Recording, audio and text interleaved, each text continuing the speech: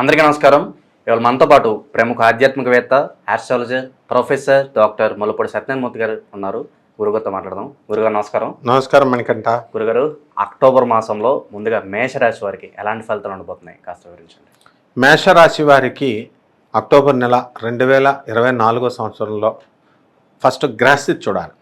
గ్రహస్థితి గురుడు వృషభ రాశిలో, కుజుడు ఈ యొక్క మిథున రాశి సంచారం, రవి బుధులు కేతువుతో మనకి కన్యారాశి సంచారము, అలాగే శుక్రుడు తుల, ఆ తర్వాత వృశ్చిక రాశి సంచారం, శని వక్రించి కుంభరాశిలో, గురుడు మనకి ఈ రాహు ఏమో మీనరాశిలో ఉన్నాడు.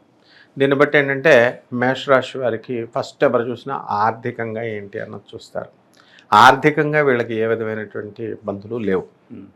అలాగే చేస్తున్నటువంటి ఉద్యోగంలో నూతన ఆలోచనలు వస్తాయి, క్రియేటివిటీ, ఇన్నోవేషన్స్ ఇలా. అందుకని ఈ యొక్క మేషరాశి వాళ్ళంతా కూడా విదేశాలకి వెళ్ళాలి, లేకపోతే ఇతర రాష్ట్రాలకి వెళ్ళాలి, వేరే పెద్ద పెద్ద కంపెనీలోకి వెళ్ళాలి అనేటటువంటి ఆలోచనలు విస్తృతంగా వాళ్ళకి తెగొచ్చేస్తూ ఉంటాయి. అలాగే వాళ్ళకి దానికి తగ్గట్టుగా వీళ్ళకి ఇప్పుడు పితృపక్షాలు మొన్నే జరిగినాయి కాబట్టి ఎవరైతే పితృపక్షాలు చేయలేదో అటువంటి వాళ్ళకి వాళ్ళ పితృదేవతలందరూ వీళ్ళకి వరుసలో కల్లోకి వస్తూ ఉంటారనమాట. కాబట్టి ఈ పితృదేవతల కంటే కూడా పితృదేవతలు చాలా శక్తివంతులు కాబట్టి వీళ్ళని ఆశీర్వదించి చేసినటువంటి వాళ్ళకి శ్రాద్ధకర్మలు అవనివ్వండి, తర్పణాలు అవనివ్వండి, ఇవన్నీ కూడా వాళ్ళకి ఖచ్చితంగా ఈ యొక్క మేషరాశి వారికి ప్రమోషన్స్ రావడం జరుగుతుంది. అంతేకాకుండా మనకి ఇక్కడ ఉన్నటువంటి శుక్రుడు పొజిషను స్వక్షేత్రగతుడైనటువంటి ఆ యొక్క శుక్రుడు మళ్ళీ మనకి బుధ శుక్రులు ఇద్దరూ కలిసి ఇంకా బోర్డర్లోకి వచ్చామన్నమాట. అక్కడ వృశ్చిక రాశిలో కూడా సంచారం ఉంది.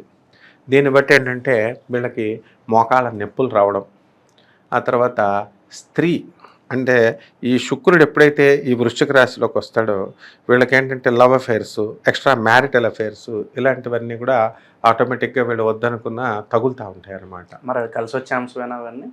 అంటే వీళ్ళకి ప్రతి ఒక్కడు కలిసి రావాలి అని కోరుకుంటారు. అవతల వాళ్ళు కూడా వచ్చేవాళ్ళు వీళ్ళ నుంచి కలిసి రావాలని వాళ్ళు అనుకుంటారు కదా. కాబట్టి ఈ యొక్క కలిసి రావడం ఏమిటి, అసలు వీళ్ళు కుబేర్లు అయిపోతారనమాట ఈ యొక్క మేషరాశి వారికి. అయితే కష్టపడాలి. అంటే ఫ్రీగా ఆడదాని సొమ్మును ఆశించి వాళ్ళకి ఏదో ఒక 50 లక్షలు వస్తాయనో, లేకపోతే ఏదో డబ్బు కలిసి వస్తుందనో, వ్యాపారంలో కలిసి వస్తుందనో, ఈ విధమైనటువంటి ఆలోచన తప్పనమాట. అంటే వాళ్ళ భార్య సలహాల వల్ల వీళ్ళు చాలా గొప్పవాళ్ళు అయిపోవచ్చు, వాళ్ళ తల్లిగారి సలహా వల్ల వీళ్ళు చాలా గొప్పవాళ్ళు అయిపోవచ్చు, వాళ్ళ అక్కా చెల్లెళ్ళు వీళ్ళు ఇతనికి ఏమైనా సహాయం చేయొచ్చు. ఆ విధంగా ఈ రూపంలో కానీ, లేకపోతే ఈ యొక్క కుజుడు ఎప్పుడైతే మనకి ఈ డౌన్ అయిపోయి శుక్రుడు ఎప్పుడైతే మనకి వృశ్చిక రాశిలోకి వస్తాడో వద్దన్నా సరే వీళ్ళకి ఆలోచన అంతా కూడా దేవుడి ముందు కూర్చున్నా కూడా వీళ్ళకి వ్యభిచారం వైపే మనసు వెళ్ళిపోతూ ఉంటుంది. అందుకనే చాలామంది ప్రవక్తలంతా కూడా దేవుడి ముందు కూర్చున్నప్పుడు మాకు చెడ్డ ఆలోచనలు వస్తున్నాయండి అని చెప్తూ ఉంటారు. ఆ చెడ్డ అన్నది చెప్పడానికి వాళ్ళు సిగ్గుపడతారు, ఆన్సర్ చెప్పడానికి వీళ్ళు సిగ్గుపడతారు. కాబట్టి కొద్దిగా అన్నా సరే సిగ్గుసరం ఉండాలి. కాబట్టి ఓకే, అది మెయింటైన్ చేయడం మంచిదే. కానీ ఈ యొక్క మేషరాశి వారికి చాలా బ్రహ్మాండంగా ఉంది. ఇక ట్రాన్స్ఫర్లు ఉంటాయి. ట్రాన్స్ఫర్లు కూడా వాళ్ళు కోరుకున్న చోట్లకి వచ్చేస్తాయి. చాలామంది డిపార్ట్మెంట్లో ఉన్నటువంటి వాళ్ళు కూడా ట్రాన్స్ఫర్స్ కోసం పాపం ఎదురు చూస్తూ ఉన్నారు. ఇక విద్యార్థులు అయితే ఇక తెగ కష్టపడుతున్నారనమాట. అండ్ దానికి తగ్గటువంటి మార్కులు కూడా వస్తున్నాయి. మరి చాలామంది పాపం పేద విద్యార్థులు ఉన్నారు, వాళ్ళకి స్కాలర్షిప్ రాకపోతే ప్రభుత్వం దిగి వచ్చి వాళ్ళకి ప్రభుత్వ కాలేజీల్లో వాళ్ళకి సీట్లు కౌన్సిలింగ్లో రావడం అంటే ప్రభుత్వ పరంగా వీళ్ళకి అంత లాభాలు జరిగినాయి అన్నమాట, జరుగుతాయి మిగతా వాళ్ళకు కూడా. కాబట్టి మేషరాశి వారు భయపడాల్సినటువంటి అవసరం లేదు. ఇకపోతే రైతులు మాత్రము వీళ్ళు సొంత కవిత్వాలు ఉపయోగించి వీళ్ళు ఏం చేస్తున్నారంటే సొంత పంటలు పండిస్తున్నారు. మరి ఇంకా అగ్రికల్చరల్ బీఎస్సీలు, అగ్రికల్చరల్ ఎంఎస్సీలు చేసిన వాళ్ళకి ప్రభుత్వం ఫ్రీగా ఇస్తుంది అగ్రికల్చరల్ ఆఫీసర్కి జీతాలు. వాళ్ళని కన్సల్ట్ చేసుకుంటే తప్పే ఉంది, వీళ్ళు అది చేసుకోవాలా, ఏ రకం పంటలు వేసుకోవాలా, డ్రై ఫ్రూట్సా, కమర్షియల్ క్రాప్సా, వెజిటబుల్సా, అవి చూసి చక్కగా ఫారిన్ ఎక్స్పోర్ట్కి పంపించే విధంగా వీళ్ళు కనుక చేస్తే పంజాబ్, హర్యానా రైతులు ఎప్పుడు కూడా వాళ్ళు లాస్ కారు. బికాస్ ఎందుకంటే గవర్నమెంట్ని స్క్వీజ్ చేస్తారనమాట. ముస్లిమ్స్ను మనం అబ్జర్వ్ చేస్తే వాళ్ళు గవర్నమెంట్ ఇచ్చే ప్రతి సబ్సిడీల్లోనూ వాళ్ళే ఉంటారు. రేషన్ కార్డుల్లో వాళ్ళే జనం ఎక్కువ. తర్వాత కోటా బియ్యం దగ్గర, తర్వాత గవర్నమెంట్ హాస్పిటల్స్ రోగాల దగ్గర కూడా వాళ్ళే ఎక్కువ ఉంటారు. అంటే ప్రభుత్వం ప్రతి స్కీమ్ని వాళ్ళు ఉపయోగించుకుంటారు. ఇంకా విచిత్రం ఏంటంటే మేషరాశి వాళ్ళు జైలుకి వెళ్ళిపోతారనమాట. ఆ జైలుకి వెళ్ళిపోయేటటువంటి ఆ సంఖ్యలో కూడా మనకి ముస్లిమ్స్ ఎక్కువ కనబడతారు విచిత్రంగా. అంటే గవర్నమెంట్ దేన్ని వదలరు. ఆ విధమైనటువంటి ఆలోచన విధానము ఈ మేషరాశి వారికి వస్తుంది. అయితే ఇక్కడున్నటువంటి కేతు ఏం చేస్తాడంటే వీళ్ళకి ఈ శుక్రుడితోనూ బుధుడితోనూ మనకి కలవడం జరుగుతుంది. ఆ తర్వాత ఆ యొక్క శుక్రుడు వృశ్చిక రాశికి జంప్ అవుతాడు. తులారాశికి వచ్చి తులారాశి నుంచి మనకి 1 నవంబర్ దగ్గరికి వచ్చేసరికి అలా వెళ్తూ ఉంటాడు. అండ్ బుధుడు వక్రించి మనకి కర్కాటకం నుంచి సింహం నుంచి కన్య అలా వచ్చి ఈ సంచారాల ప్రభావం వల్ల వీళ్ళు దుష్టజన సాంగత్యం చేస్తారు మేషరాశి వాళ్ళు దుష్టులతో. అండ్ దీనివల్ల ఏమవుతుందంటే వీళ్ళు చెడిపోవడానికి అవకాశాలు ఉంటాయి మేషరాశి వాళ్ళు. కాబట్టి అలాంటి చెడ్డవాళ్ళతో స్నేహం చేయడం వల్ల వాళ్ళు చెడ్డ సలహాలు ఇస్తారు. వాళ్ళ సలహాలు విన్న తర్వాత వీళ్ళు జైలుకి వెళ్ళిపోవడం automatic. Police will do it's duty, law will do it's duty. కాబట్టి చక్కగా ఈ మేషరాశి వారికి భగవంతుడు ఇచ్చినటువంటి అవకాశాల్లో మంచి వ్యాపారాలు పెట్టుకోవాలా. ఎటువంటి వ్యాపారాలు కలిసి వస్తాయి అంటారు? డిపార్ట్మెంటల్ స్టోర్స్, హాస్టల్స్, హోటల్స్, భోజనాలు పెట్టడం, టీ షాపులు.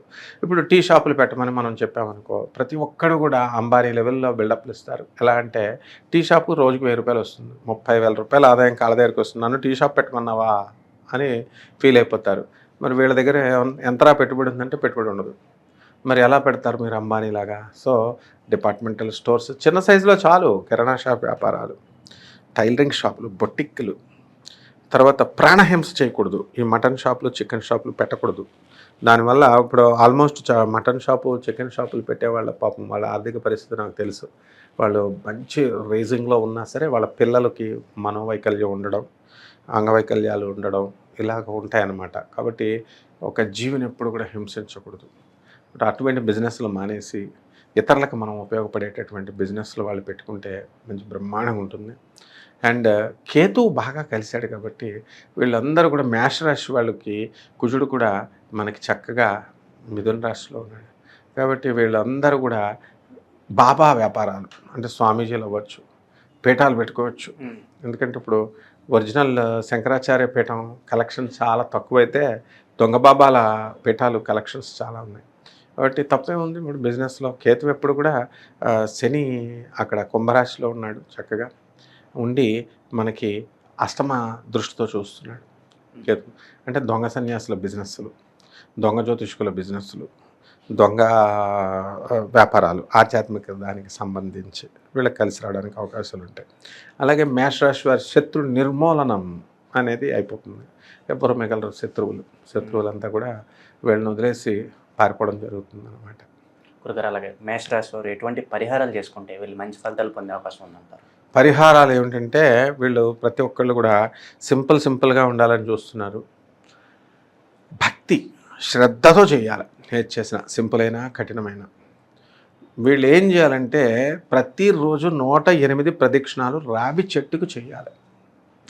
రావి చెట్టు కింద ఉన్నటువంటి శనీశ్వరుడు నవగ్రహాలకి, ముఖ్యంగా శనీశ్వరుడి దగ్గర కూర్చొని ప్రతిరోజు 1008 ఓం శనేశ్వరాయ నమః అనే మంత్రాన్ని జపించాలి. అద్భుతాలు జరిగిపోతాయి ఇలా చేస్తే. అలాగే ఈ యొక్క నవగ్రహాల చుట్టూ కూడా ప్రదక్షిణాలు చక్కగా ఒక 21 ప్రదక్షిణాలు చేయాలి. తైలాన్ని తీసుకొచ్చి శనీశ్వరుడికి వరం అన్నమాట. ఆంజనేయ స్వామి వారు ఇచ్చిన వరం ఏమని, ఆంజనేయ స్వామి వారు శనీశ్వరుని కుమ్మేస్తారనమాట. కుమ్మేస్తే అయ్యా నాకు నొప్పులు వస్తున్నాయి కొంచెం ఆయిల్ ఇమ్మని శనీశ్వరుడు అడిగితే, కలియుగంలో లైఫ్ లాంగ్ మీకు భక్తులు నూనె వేస్తారు, నువ్వుల నూనె, నీ నొప్పులు పోతాయని ఆంజనేయ స్వామి వారు శనీశ్వరుడికి వరం ఇస్తారు. అందుకని నువ్వుల నూనెని శ్రద్ధగా చేయాలి. పంతులే వేయాలా అన్నది లేదు. ఓం శనైశ్చరాయ నమః అనేటటువంటి మంత్రంతో వేయాలి. అండ్ ఈ మన రెమెడీస్ ఇవన్నీ చూసిన తర్వాత, యూట్యూబ్లో ఎక్కువ రెమెడీస్ చూసిన తర్వాత వీళ్ళు పాపం దాన ధర్మాలు చేయడం మానేశారు జనం. ఏమండి గురుగారు ఫ్రీగా ఏమైనా రెమెడీస్ ఉంటే చెప్పండి అని అడుగుతున్నారు. ఫ్రీగా ప్రతిదీ రాదు కదా. ఫలితం రావట్లేదని అని ఫీల్ అవుతున్నారా దాన ధర్మాల వల్ల? దాన ధర్మాల వల్ల కాదు, మామూలు ఈ రెమెడీస్ చేసేస్తున్నారు యూట్యూబ్లో రకరకాల రెమెడీస్ చేసేసి మరి పేదవాడికి చేయకపోతే ఎట్లా? ఇప్పుడు ఖచ్చితంగా ధర్మశాస్త్రం ప్రకారం మనుస్మృతిలో చెప్పబడింది. దాని ప్రకారం 10% ఆఫ్ దేర్ శాలరీస్ని పేదవాళ్ళకి దానం చేయాలి వీళ్ళు. అటువంటి వాళ్ళకే ఈ రెమెడీస్ వర్కౌట్ అవుతాయి. అందులో మొహమాటమే లేదు. కాబట్టి 10% ₹1000 జీతం అనుకో, అందులో ₹100, 10,000 జీతం అనుకో, ₹1000 కంపల్సరీ ఖర్చు పెట్టాలి. పేదవాళ్ళకి ఖర్చు పెట్టండి, ఎవరికి ఇవ్వని అవసరం లేదు.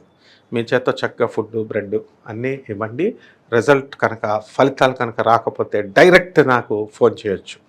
ఈ విధమైన పరిహారాలు చేసుకుంటే చాలా అద్భుతంగా ఉంటుంది నాయన. అక్టోబర్ నెలలో మేషరాశి వారికి ఎలాంటి ఫలితాలు ఉంటాయి, అలాగే వీరు చేసుకోవాల్సిన పరిహారాలు తెలియజేసినందుకు ధన్యవాదాలు. ధన్యవాదాలు.